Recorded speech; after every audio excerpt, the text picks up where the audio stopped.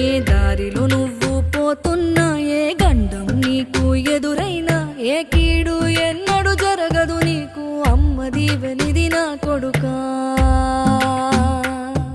ఈ దిక్కులు నీతో కదిలేను, ఆ చుక్కలి దిష్టి తీసేను, ఏ గాలి ధూళి సోకదు నిన్ను, అమ్మ దీవెనిది నా కొడుకా.